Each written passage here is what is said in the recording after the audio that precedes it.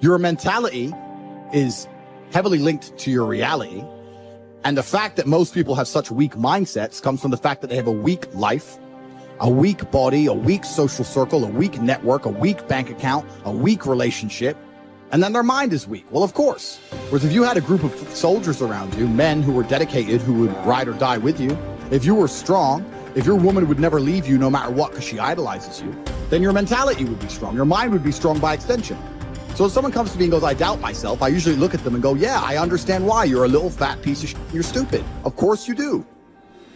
Excuses sound best to the person that's making them up. Stop feeling sorry for yourself. Get off the pity potty. Telling everybody your sad and sob stories, trying to get people to show up to your pity potties and your pity parades.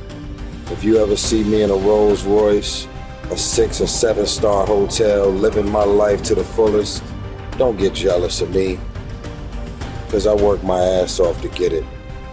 Nobody handed me nothing. Wake your ass up. Awaken the beast inside. It's game on. It's go season. It's time for you to take advantage of the access and the resources that you have in your country and your community. You got a problem with your life. You got a problem with your environment. Do something about it. If you want it, go get it. Every man understands you shouldn't be complaining about things you cannot change. You have to play the cards you're dealt. To be born a certain height and then to sit there and go, what do I do? I'll tell you what you do. You become the best version of yourself, just like everyone else does. Nothing about the height is in and of itself enough value for me to be a valuable man. As a man, you build your value.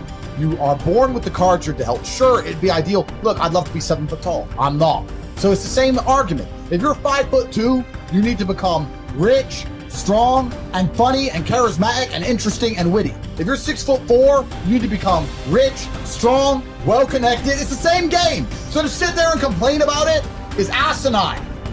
Excuses are for weak people. If you're going to make it happen, get your ass up and get to work. No more excuses. No more, I'll start tomorrow. No more, just this once. No more accepting the shortfalls of my own will. No more taking the easy road.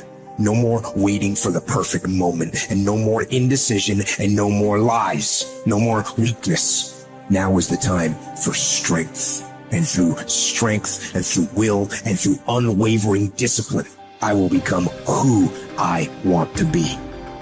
If you don't execute, you're not just cheating yourself, dude. You're cheating your family. You're cheating your employees. You're cheating your team. Whatever you're a part of, it's bigger than you, man. Many of you have given control of your life to your feelings. You got to take back control right now. You must harden your fucking mind. You got to discipline yourself. When it's time to rise, you fucking rise. When it's time to work, you fucking work. You have to just work. At some point you have to bite the bullet and just work. Working harder is never going to not help. No matter what scenario you're in, working harder is never going to not help you. And it's amazing that I give different versions of the same answer for 99% of the questions I'm asked. Work harder. If you have a problem, whether you're broke, whether you're out of shape, whether your friend dies, whether your girl leaves you, whether you're depressed, whatever it is, working harder is almost always the answer. So you know what you need to do. You need to do it. And what's amazing, again, it's kind of like the antidote. If you take the antidote before the poison, then you never get sick in the first place. If you're always working as hard as possible, if you're always working your ass off and trying to be the best version of yourself every single day, then you never get sick in the first place. You're already working. You're already taking the antidote. So things can't attach to you. They can't get hold of you. Working hard is the antidote to everything. So why don't you just do it in advance? Why don't your life just become work like mine? Why don't you just dedicate yourself to a cause and get up and do what you're supposed to do every single day?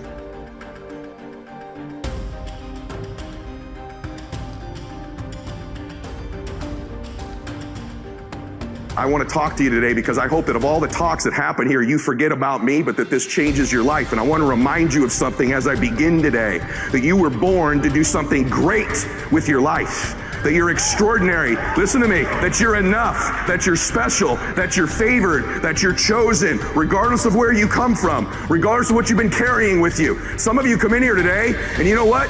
You've even thought of harming yourselves.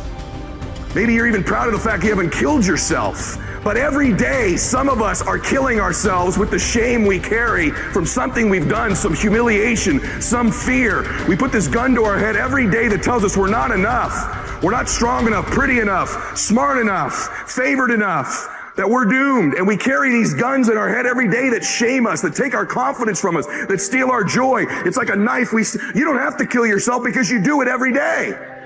You do it over and over and over again, and there's a better way forward. You can put those things down in your life. You could decide today that you were born to do something great. You could set aside this weapon that you keep using against yourself to hold you back from your joy, from your passion, from your achievement, from all the goodies in life. You could decide today, just intentionally, to set this weapon down, whatever it is. Something from your childhood, a divorce, a business failure, something you're just not proud of that you've done. Set it down. Stop using it as a weapon against yourself and realize that happened for you and not to you. I'll prove it to you. I'm a big believer in fake it till you make it. I don't want you seeing, people say, well, social media is so full of like these fake lives. People always lived fake lives. I was living a fake life way before social media came along. In fact, when I became an entrepreneur, I wanted to be somebody so bad. I wanted to be rich so bad. I thought, if I don't look successful, no one's going to listen to me. Who's going to listen to a young kid in business about how to save your money when I didn't have any? That was my own limiting belief. What's yours? You have this kind of convoluted limiting belief about why you can't do something right now that's your own BS story you keep telling yourself. How about you just drop that story? How about you just decide it's a lie, even if it is true? I'm not going to just teach you not to tap into your pain. I'm going to teach you how to do it. Okay, I teach people how to change things technically, but I believe in this concept of living blissfully dissatisfied, which means there's a way. Most achievers have it backwards. They think, hey, if I enjoy my success, I'm going to lose all my drive, right? And then other people that aren't successful yet, haven't reached what they want, or they delay their bliss until a destination in the future. Once I get this relationship, once I make that money, once I get that car, once I have that home, then I'll let myself feel bliss. And so I teach you that the concept is you can live blissfully and still be dissatisfied. Your pathway to changing how you feel about yourself, of getting to the next level, is always giving, always giving, always giving. I have this thing I kind of run my life through that kind of is my governor on my life of when I'm trying to give and when I'm trying to make a difference for people.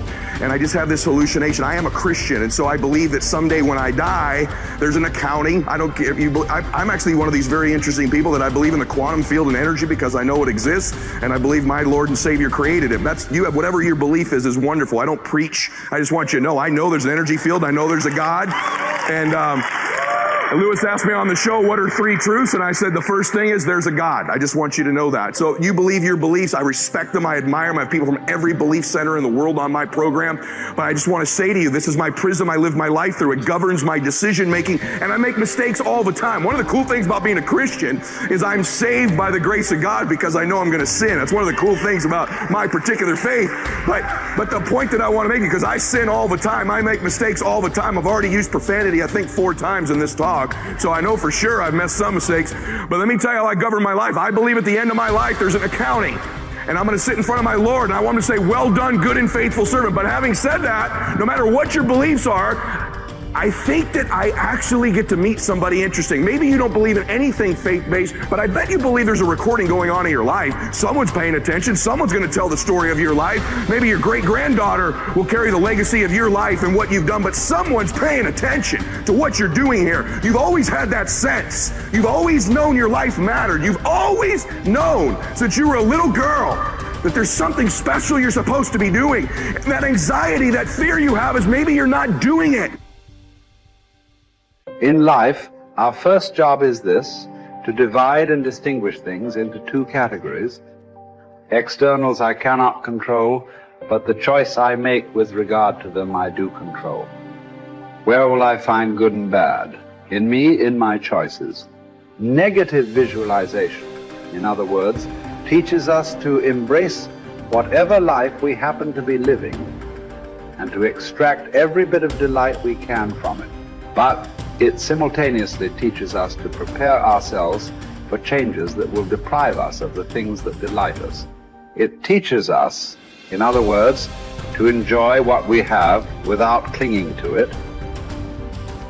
Over the years, I have come to realize that the greatest trap in our life is not success, popularity, or power, but self-rejection. Success, popularity, and power can indeed present a great temptation, but their seductive quality often comes from the way they are part of the much larger temptation to self-rejection.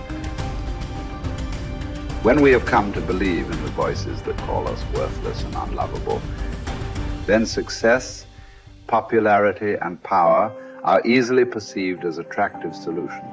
The real trap, however, is self-rejection. As soon as someone accuses me or criticizes me, as soon as I am rejected, left alone, or abandoned, I find myself thinking, well, that proves once again that I am a nobody. My dark side says, I am no good. I deserve to be pushed aside, forgotten, rejected, and abandoned. Self-rejection is the greatest enemy of the spiritual life because it contradicts the sacred voice that calls us the beloved. Being the beloved constitutes the core truth of our existence. Life is neither a glorious highlight reel nor a monstrous tragedy. Every day is a good day to live and a good day to die. Every day is also an apt time to learn and express joy and love for the entire natural world. Each day is an apt time to make contact with other people and express empathy for the entire world. Each day is perfect to accept with indifference all aspects of being. Persuade me or prove to me that I am mistaken in thought or deed, and I will gladly change. For it is the truth I seek, and the truth never harmed anyone. Harm comes from persisting in error and clinging to ignorance. Let us too overcome all things, with our reward consisting not in any wreath or garland, not in trumpet, calls for silence, for ceremonial proclamation of our name, but in moral worth, in strength of spirit, in a peace that is won forever, once in any contest fortune has been utterly defeated. How is it that discipline and the straight and narrow offer the best chance for a good life? And how is it that we have forgotten that is the case? Well, the reason that discipline is necessary is because you're a mass of competing short-term interests. And so the question is then, well, which short-term interests should win out? And the answer to that is, well, none of them. They need to be organized into a hierarchy that makes them functional across time and across individuals. So like a 2-year-old is very likely to act out his or her proximal impulse. But of course, a 2-year-old can't survive in the world. You have to bring your primary instincts, let's say, under the regulatory structure of a higher order value system that allows them to manifest themselves without undue mutual sacrifice across large spans of time in the presence of large numbers of other people. So that requires a very sophisticated ordering. It's like, we already talked about the fact that a meta-narrative is necessary to unite subcultures, say, so that they can operate peacefully and harmoniously within the same space. The same thing applies within you, because you're an internal coalition of warring single-minded tribes, and they have to all be brought under the organizational structure of long-term collective vision, let's say. Mm-hmm. And in order to do that, you have to be disciplined. And any discipline, technically speaking, is an attempt to bring all those competing short-term impulses under a larger scale and more inclusive framework. And so you do that, and then, well, that's actually what gives you freedom. Being impulsive and being free aren't the same things, because if you're impulsive, you're just the slave of your impulses. Right. There's no freedom in that. That's the same freedom, so to speak, literally, that a 2-year-old has, because a 2-year-old isn't socialized yet. So it's a completely, that doesn't function in the sophisticated world. It doesn't work. Right. Everyone knows it.